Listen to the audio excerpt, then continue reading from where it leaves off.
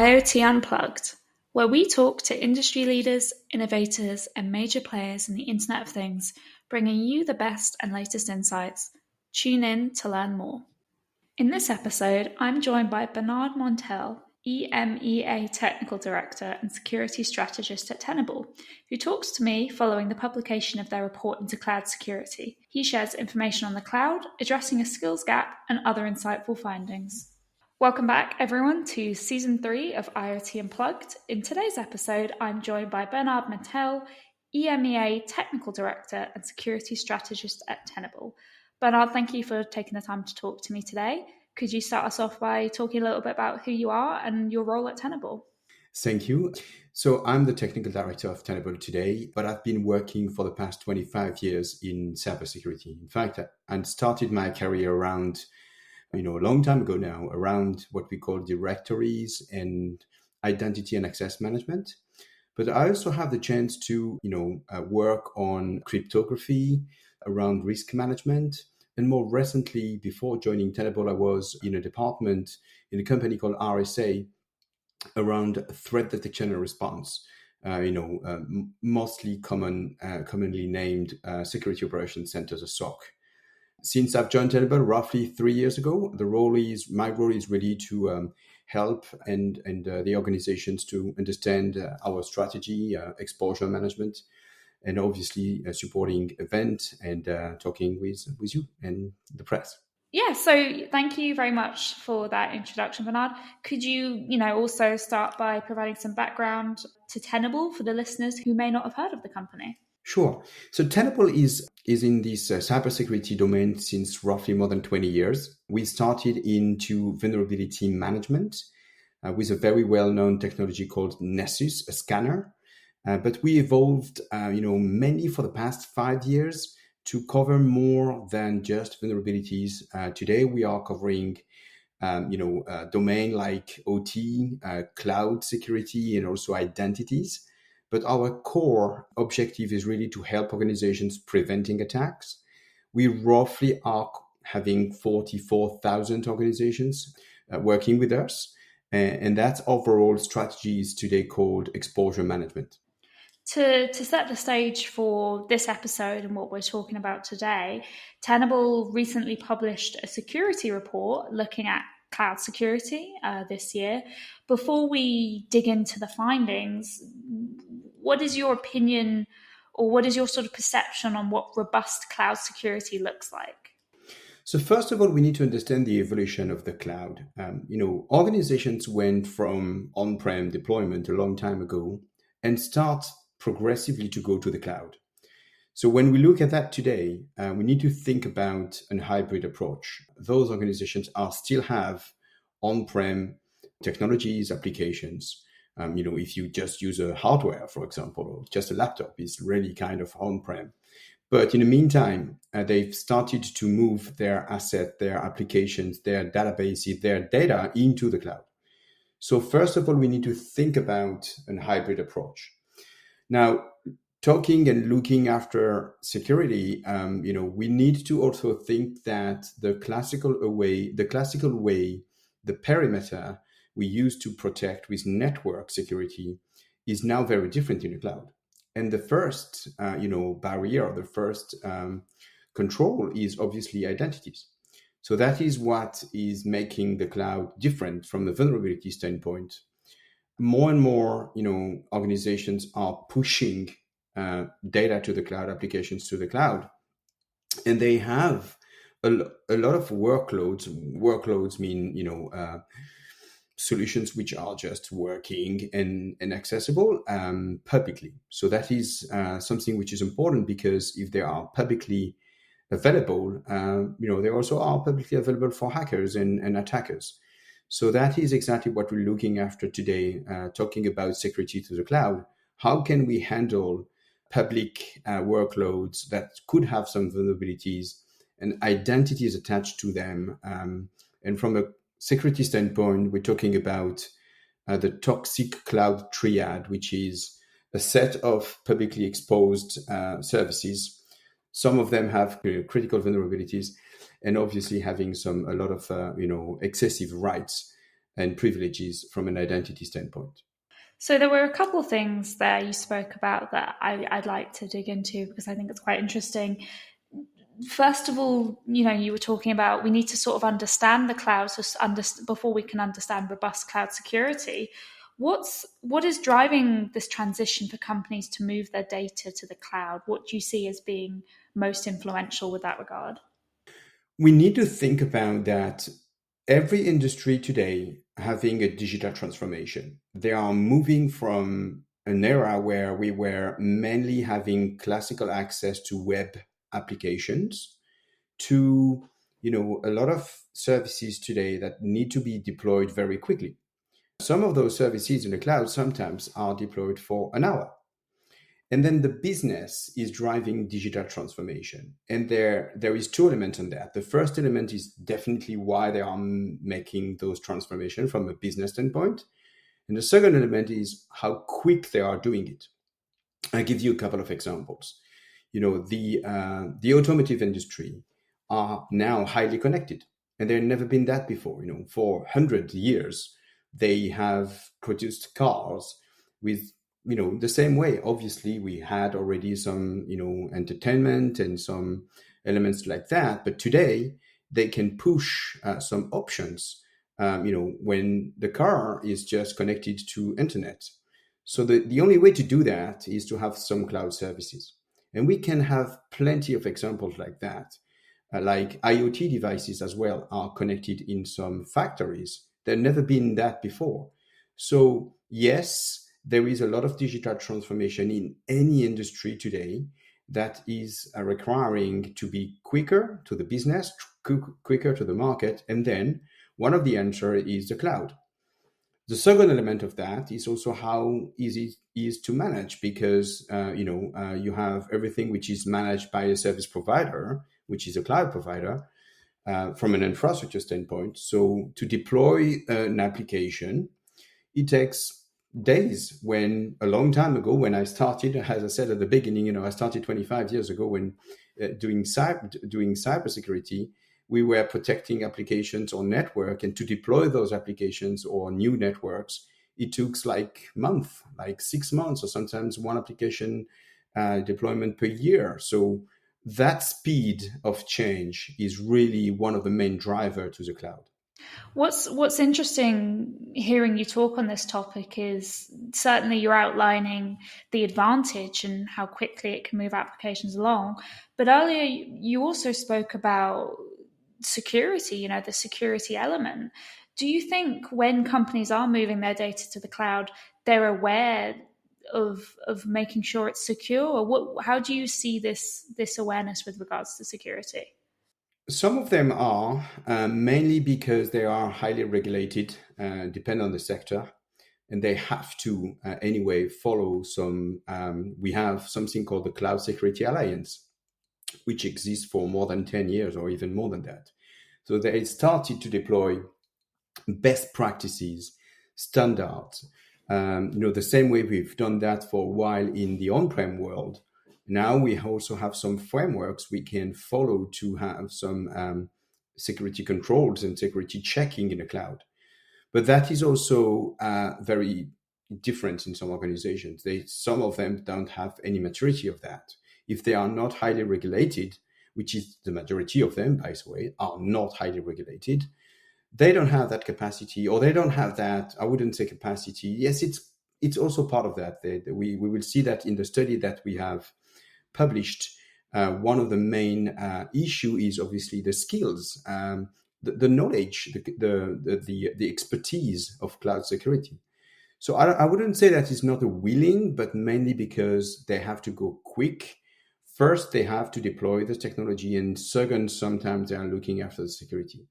So that is unfortunate, but business first, I would say. And most of the companies or organizations today are pushing elements to the cloud and are thinking about the security after, which is obviously a risk for them. And one benefit, I suppose, brought by the report that you've published, which I think is a great point to move on to, is this message around education. So, with all that said, what made Tenable want to investigate cloud security for the report? We invested in cloud because this is the way our most organizations are slowly but clearly going to. After decades, we have helped them to prevent attacks by finding vulnerabilities. Today, those vulnerabilities are in cloud infrastructures. The same way we've done that in on-prem infrastructures, the same way we are currently doing as well on OT system and identity for on-prem identities we've done in the past, so we're currently doing as well. But we thought it was very important to address that part. In our language, we're talking about attack surface. When the attack surface is moving, we have to be able to help organizations to do exactly the way they were doing by preventing attacks and finding vulnerabilities, by finding misconfigurations in the cloud as well. So that's why we invested a lot for the past 2 years now in cloud security technologies. We acquired 3 companies in 3 years, in 2 years in this specific domain. And we also developed internally a lot of capacity. Because in any case, right now, I don't know any company except for very, very, very specific domain that they don't have anything in the cloud. So we have a duty to help them to find those misconfigurations and helping them to reduce the risk of attack in the cloud as well. I believe one concern, especially when we're talking about the IT industry, is that as the number of devices grows and those that are connected to the cloud grows, the attack surface grows. So I thought it was quite interesting you mentioned that. The attack surface is growing, and that is something we say in our industry for roughly more than 5 years, even more than that, for I would say more than 10 years. Right now, we have a growth of attack surface. That is for sure. But there is a second element of that. The attack surface is not only growing, it's also dynamic, highly connected. And when I mentioned, for example, that some services are running for 1 hour, that is brand new. We never had that before. Even if we were using legacy systems, I don't know any legacy systems on-prem that has been started for only 1 hour, shut it down, and then, potentially a couple of hours after we put it up back again. That is possible in the cloud today. In the cloud, we also have some serverless technology. What does it mean? We never had that before. We have some services, very tiny, called microservices that are running even without having a server. So it's not only the attack surface is growing, it's also the fact the attack surface is much more dynamic. So the counterpart of that is the complexity. The complexity in the cloud is much bigger than the complexity of the classical infrastructures, not just because it's virtual and somewhere. It's also because that interconnections, that the fact that those elements are micro elements, can you imagine some little bubbles all connected within each other's? And that is what we have today in the cloud. So that complexity represents a risk, because if you don't handle, you don't have the full capacity, the full visibility and the skills to be able to understand weaknesses and potentially, vulnerability that can be exploited, obviously you clearly have your attack surface, which is at risk. I think you've highlighted quite well how the industry's changed and how technology's evolved. What did you find in your report? Could you talk through your major findings? Sure. We asked very simple questions to more than 600 people in the world, 200 in the US, 400 in Europe, and then respectively in the UK, Germany, Spain, and France. The global report, and we didn't see some very big gaps. Some we've seen some gaps in the questions we asked, but globally, what we've seen is that, and that is one of the first surprise, is 95% of the people we asked questions to admitted the fact that they had a breach, a cloud-related breach, which is quite huge, 95%, not 94 for the UK, so the difference is very tiny. And 92%, 93 in the UK, have sensitive data that has been exposed.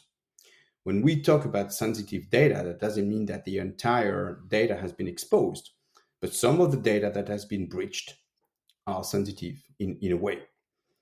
58% of them, 55 in the UK, they have what we call, they have been armed, which means that those sensitive data, they had an impact to their business. Whatever it could be consumer data, or it could be some other kind of data. So from the high level of number of breaches, we have clearly some sensitive data that has been breached. Roughly 55%, that has an impact. So those numbers are very important because we were surprised on the fact that were very high compared to, people could say, no, I have got like 50% of my, I only have 50% of breaches. No, they have 94% of them admitted they had cloud breaches. So that is the first three elements we can have.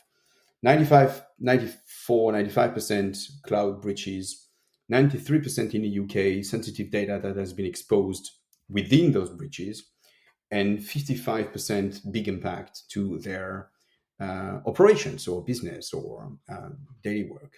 It sounds like, although it's probably perhaps a little bit embarrassing, a little bit awkward for companies to admit they've had these breaches, it sounds like they were very honest, perhaps because there were some concerns about how they could address that. So, on the topic of it, on this topic, what challenges did you find from your report? They were very honest, and I think that is something which is potentially quite unique in the cybersecurity industry. If you are in the cyber defense, we all work together. So which means that if they start to hide the reality, we won't be able to help them. And one of the reality they also mention is 39%. They say that the more important risk is insecure high permissions. And it's all related to what I said at the beginning, which is the first barrier, the first layer of security in the cloud are access. If I have an access, then I can have access to the rest of the data. And that is if I have high access or excessive high access.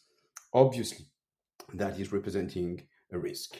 Again, 25 years ago, the main risk was on network. Today, it's on identity in the cloud.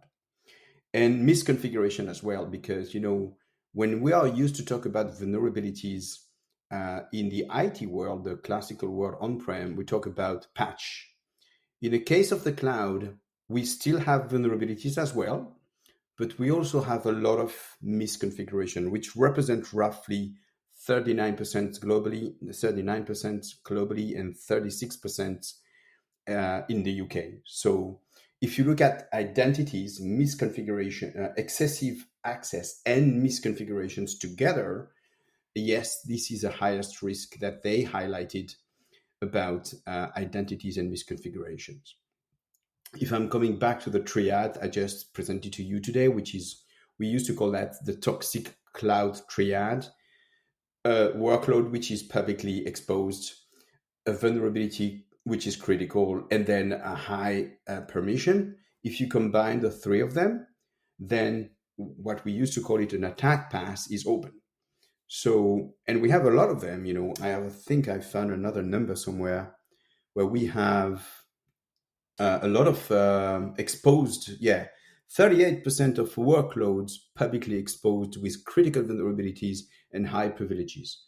So that toxic cloud triad represent today roughly 38% of the workloads out there. Okay, that's another number, which is quite high as well. One notable feature of the report as well, which you alluded to earlier, was this skills gap and the lack of expertise around cloud security. In your opinion, how can this be best addressed so that people are properly trained and know how to address security? Number one, we can't blame them. As I said at the beginning, one of the main driver to the cloud is the speed of deployment. Okay, so today you have developers, they are under pressure to deploy a new application, asked and really forced by the business. So the developers are pushing the stuff, and we cannot blame them as well, unless obviously they already have that maturity to do DevSecOps and not just DevOps. Okay, the DevOps is that super high speed development cycle where they are pushing new versions of applications in a cloud. If they have already included security from the start, from where they are coding and where they are deploying, their applications. I give you an example. In the past, when we wanted to deploy an application, we needed first to have someone deploying a server, even virtual server, an operating system. We were securing the operating system, and then we will needed to have someone deploying a database, which was potentially another department.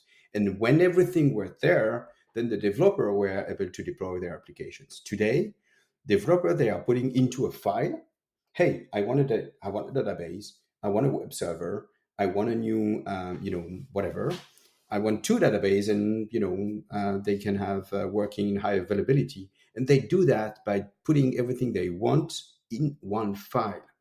So that is also something which is very important to understand how they are behaving is very, very quick.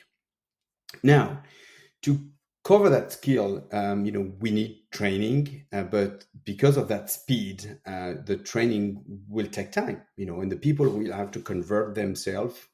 And when we are also in a multi-cloud environment with AWS, with Microsoft Azure and GCP, Google, you have to learn 3 times or even 4 times sometimes. So our duty, the security vendor, and is really to help them with the tools we are providing. And one of the ways to do it is artificial intelligence. I know everyone is talking about it, but we are talking about something very precise here.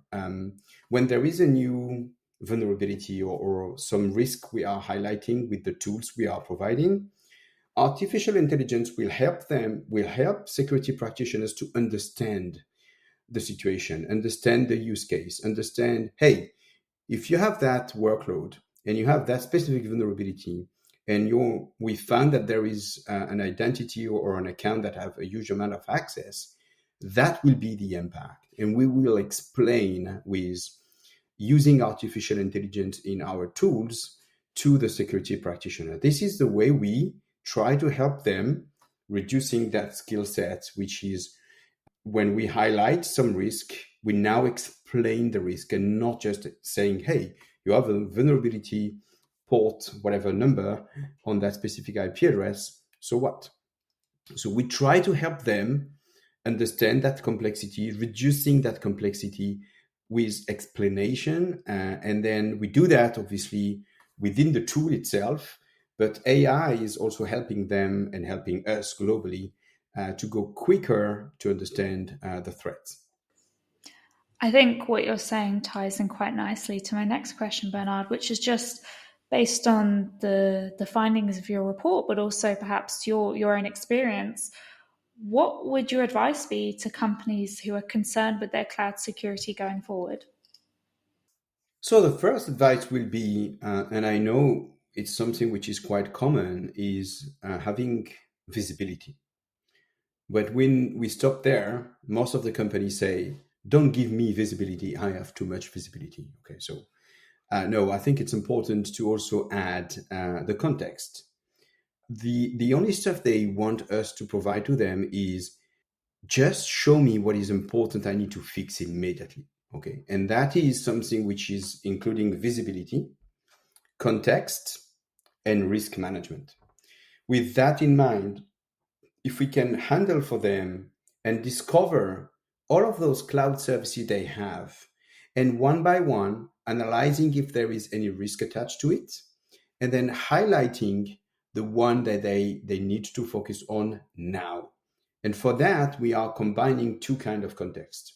We're combining the technical context, which is obvious. That is something we are obviously doing that with our research team. which is finding something which is highly critical from a technical standpoint. And we add from the customer and from our from the organizations using our technologies the business context. Because if we are detecting a specific attack path or a toxic combination against some assets where there is nothing, there is no data, there is nothing related to any business critical application, so what? They don't have to immediately react. But if we do that and we can help them to really focus, what about if we only have 5 minutes? And then that's exactly what they are looking after to us. We are providing tools. And I'm used to say that tools are like, any kind of tools you are using. The human is the one taking the decision, never the machine.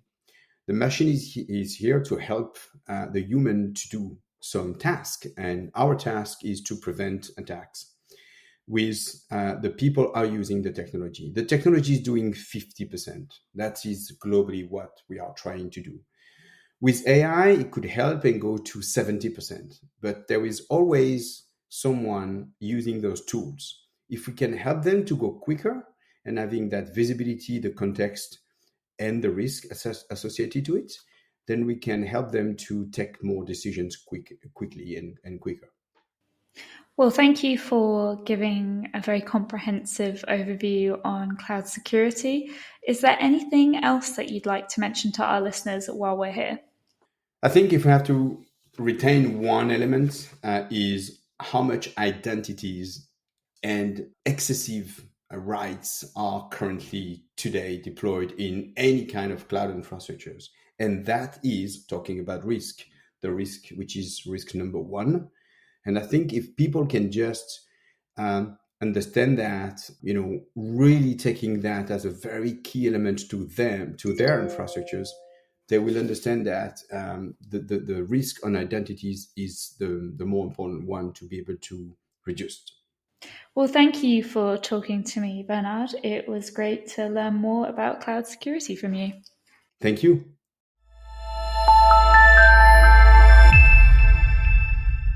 IoT Unplugged.